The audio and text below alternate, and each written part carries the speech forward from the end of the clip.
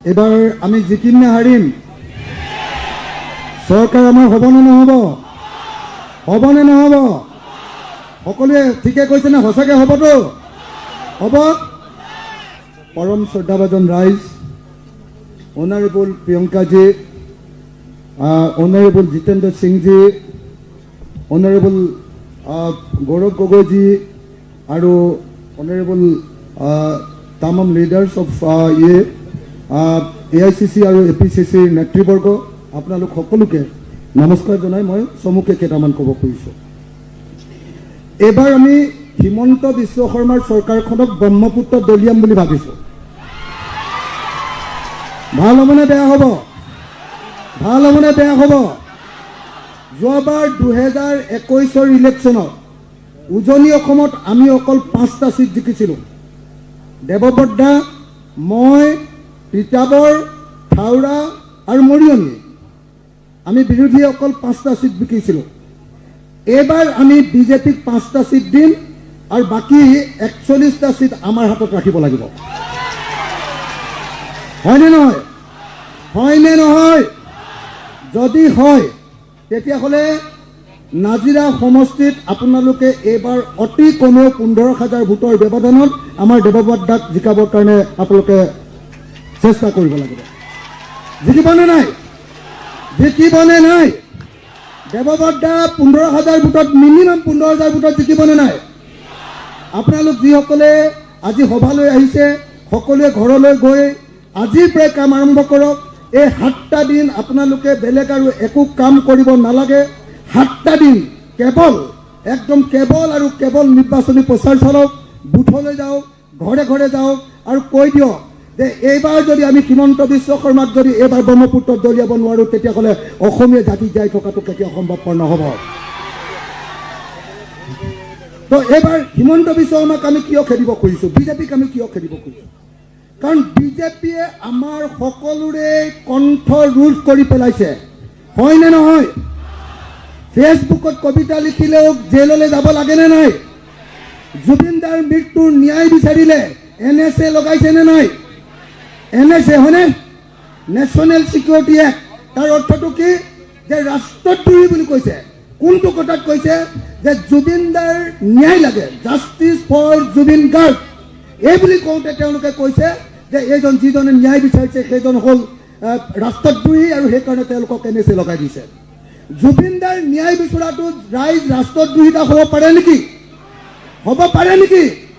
তাৰমানে তাৰ অৰ্থটো হ'ল যে হিমন্ত বিশ্ব শৰ্মাৰ চৰকাৰে নিজেই জুবিন দাক মাৰিছে আৰু সেইকাৰণে জুবিন দাৰ ন্যায় বিচৰাৰ কাৰণে ন্যায় বিচৰাকাৰীসকলৰ ওপৰত এনেকৈ কেছ দিছে।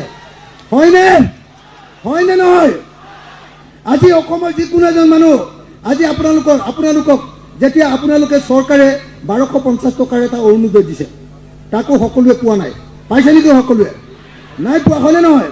মই বিধানসভাত সদায় কৈ আছোঁ যদি অৰুণোদয় দিব লাগে চাকৰি নথকা প্ৰত্যেকগৰাকী মহিলাক দিব লাগিব অৰুণোদয়। লাগেনে নাই?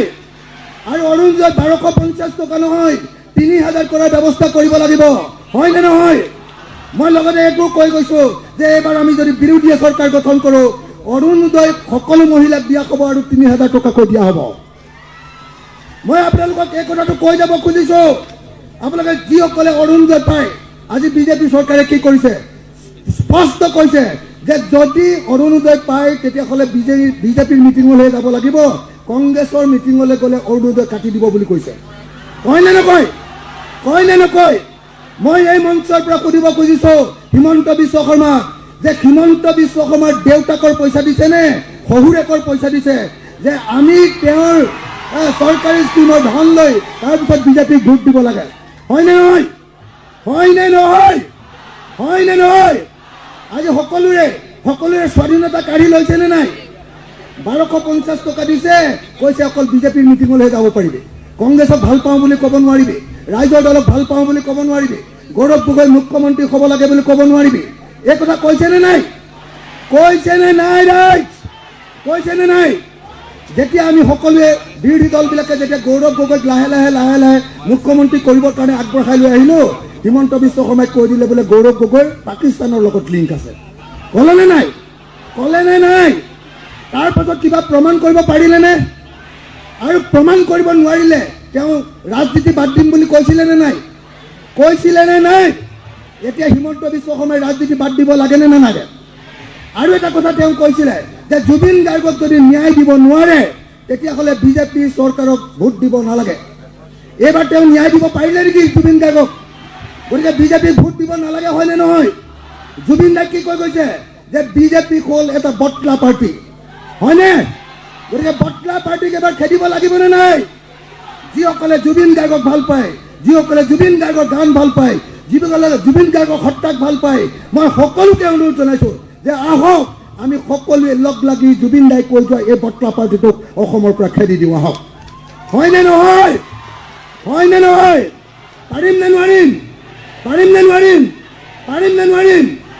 আপুনি চাওক, আজি যেনেকৈ গৌৰৱ গগৈ পাকিস্তানী বুলি ক'ব খুজিছে, তেনেকৈ মোক কৈছে যে অখিল গগৈ। এইটো অখিল গগৈ নহয় নহয়, ই অখিল উদ্দিন, কৈছেনে নাই? আৰু এতিয়া কি কৈছে? কৈছে বোলে এই অখিল গগৈটো চুমা বাবা, কৈছেনে নাই?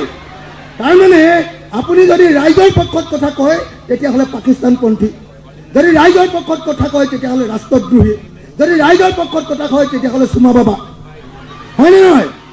কিন্তু আমি দেখি আছোঁ, মই এগৰাকী বৃদ্ধ মাতৃক এটা কপালত চুমা খাইছিলোঁ, বিপদত পৰোঁতে, হয়নে নহয়?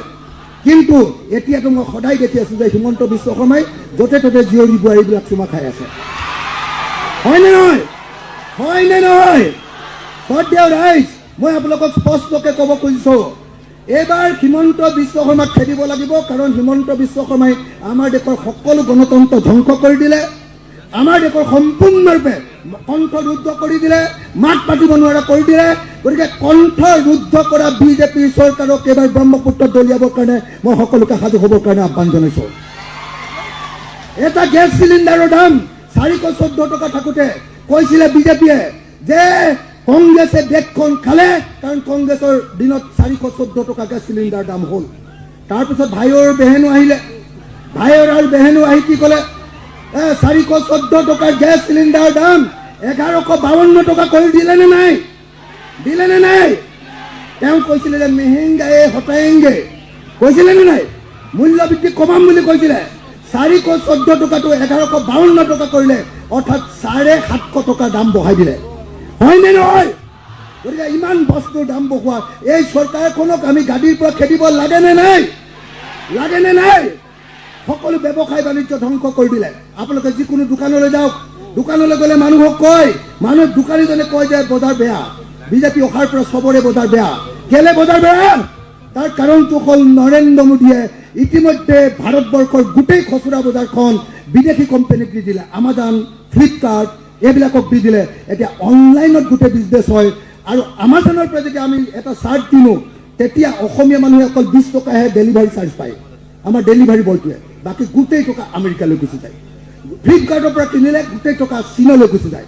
গতিকে এনেকৈ আমাৰ গোটেই বজাৰখন বিজেপিয়ে কমপ্লিটলি ক'লৈ থলে, ক'লৈ থলে, সম্পূৰ্ণৰূপে অনলাইন বিজনেছক দি দিলে, ডাঙৰ কোম্পানীক দি দিলে। আৰু সেইকাৰণে এতিয়া আমাৰ সকলো বস্তুৰ দাম বাঢ়িছে, দাম বাঢ়িছে, কোম্পানীবিলাকৰ দাদাগিৰি বাঢ়িছে, সকলো ব্যৱসায় তেওঁলোকৰ হাতলৈ গুচি গৈছে। আৰু সেইকাৰণে ব্যৱসায় ভাল কৰিবৰ কাৰণে, বস্তুৰ দাম কমাবৰ কাৰণে আৰু গণতন্ত্ৰ ৰক্ষা কৰিবৰ কাৰণে আহক আমি সকলোৱে মিলি এইবাৰ আমি বিজেপিক ব্ৰহ্মপুত্ৰত দলিয়াই দিওঁ। দিবনে নাই? যদি দিয়ে সঁচাকৈ দিবনে? যদি দিয়ে সকলোৱে এবাৰ জয় আই অসম কৈ মই বক্তব্য সামৰণি মাৰিব খুজিছোঁ। জয় আই অসম! আৰে আৰে ভালকে ভালকে একেলগে শুনি লওক। জয় আই অসম! জয় আই অসম! বিজেপি মুৰ্দাবাদ! ফেসিস্ট শক্তি নিপাত যাওক! ফেসিস্ট শক্তি নিপাত যাওক! ইনকাব জিন্দাবাদ! বিৰোধী মিত্ৰতা জিন্দাবাদ! বিৰোধী মিত্রতা জিন্দাবাদ! প্রিয়ঙ্কা গান্ধী জিন্দাবাদ! গৌরব গগৈ জিন্দাবাদ! জিতেন্দ্র সিং জিন্দাবাদ! রাহুল গান্ধী জিন্দাবাদ! রাজা দল জিন্দাবাদ! জাতীয় পরিষদ জিন্দাবাদ! বামপন্থী দলসমূহ জিন্দাবাদ!